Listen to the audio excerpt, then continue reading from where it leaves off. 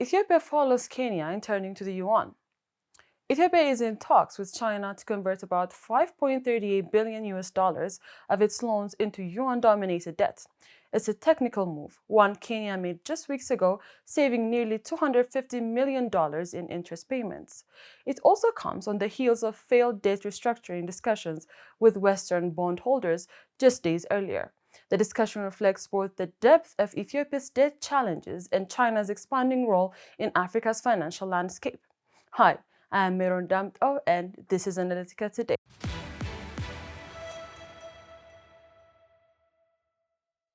For the past 2 decades, Ethiopia has been one of Africa's fastest growing economies. It's built railways, industrial parks, power plants, and new cities, much of it financed by external borrowing. Those loans powered a development boom, but they also left the country with a heavy debt load.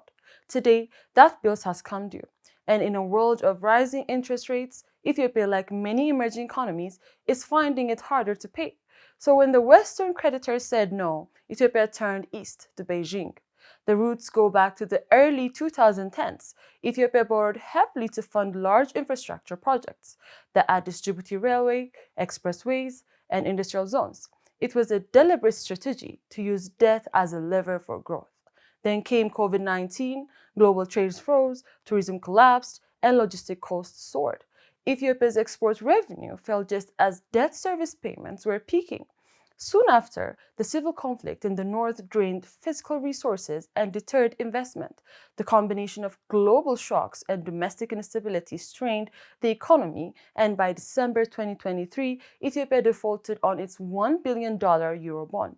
Under the G20 Common Framework, chaired by France and China, the government reached an initial understanding with official creditors to extend maturities. But that covered only a portion of its obligations. Private bondholders, largely US-based funds like Morgan Stanley Investment Management, Farloan Capital, and other institutions trading through Euroclear, held the rest. Negotiations resumed this year, but collapsed last week, preventing a comprehensive restructuring, leaving Ethiopia in limbo, unable to tap new financing and still carrying roughly $30 to $33 billion in external public debt. Against the backdrop, Ethiopia's largest bilateral creditor, China, emerged as the most likely source of relief. Addis owes Beijing about $5.38 billion. Most of it was borrowed to fund railways, telecom networks, and industrial parks built by Chinese firms. Now, both governments are discussing converting the debt from the US dollars to yuan. The logic is simple. Servicing loans in yuan would reduce Ethiopia's dollar and exposure and interest costs and allow repayments in the same currency it already uses for much of its imports from China. If implemented, the deal would mirror Kenya's yuan swap arrangement announced earlier this month, which is expected to serve Nairobi more than $200 million a year. For Beijing, these swaps also is an advanced strategic goal, making the yuan a global currency and strengthening economic ties across Africa. China's approach stands in contrast to the West's. When Western creditors impose strict restructuring conditions or delays, China offers currency flexibility and longer timelines.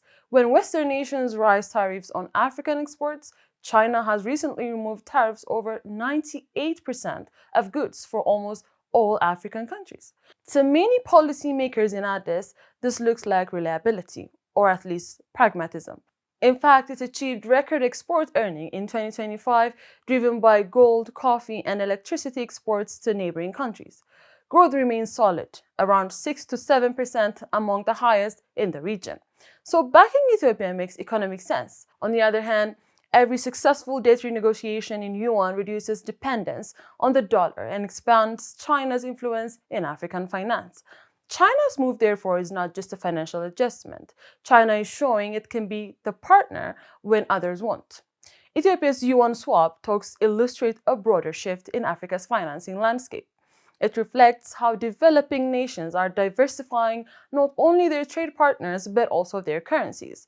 It's not about turning away from the West or towards the East, it's about finding room to breathe in a system where credit, power, and politics are increasingly intertwined. For Ethiopia, the challenge is balancing relief with independence, reducing debt risk without trading away economic flexibility. I am Miran Damta, and this is Analytica Today.